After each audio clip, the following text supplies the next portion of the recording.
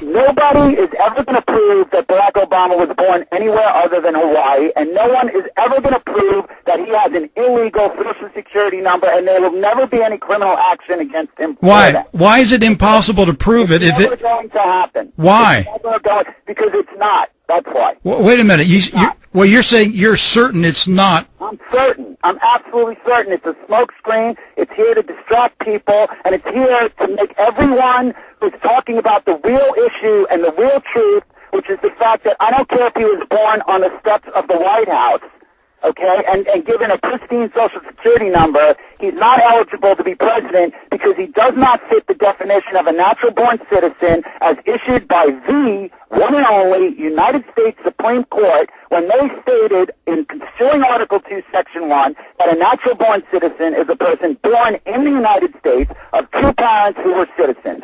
If people want to remove him from office because he's ineligible, they should forget everything else and focus on that. Well, let's talk about the evidence you have uncovered that the leading website that publishes Supreme Court decisions on the Internet has tampered with online documents regarding the issue of natural-born citizenship. Thank you. That is the most important thing, and thank you for raising it. That is the most important blog I've published. If people go to Natural-Born Citizen, all one word, naturalborncitizen.wordpress.com, they'll see my investigative report, which, you know, if we had a true fourth estate, would be front-page news, because Justia.com is the online resource for the general public for researching United States Supreme Court precedent and history. And I have discovered that just before the election in 2008, and I didn't get involved in this issue and bring my lawsuit against McCain and Obama until October 2008.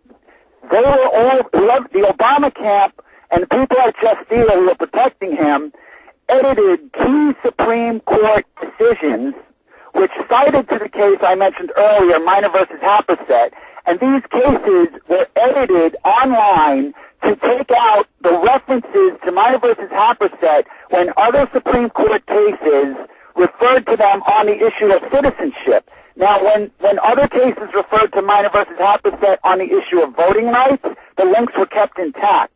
But the Wayback Machine at the Internet Archive has proven that originally, before 2008, Justia had the original citations from the Supreme Court cases, but sometime in early 2008, they edited these references so if people were researching Minor versus Happersett on the citizenship issue and the construction of Article 2, Section 1 and natural-born citizen definition, if they were looking for cases that followed this case, they wouldn't be able to find them in online searches. And the reason I was able to find this out is because I knew the language from the Minor versus Happersett so well, and I began to see quotations from it without a proper citation to the case.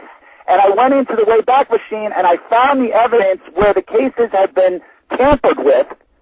And within hours after I published my case, Justia had fixed the links, but they weren't able to change the Wayback Machine. And not only that, before I published, I took snapshots of all the relevant pages.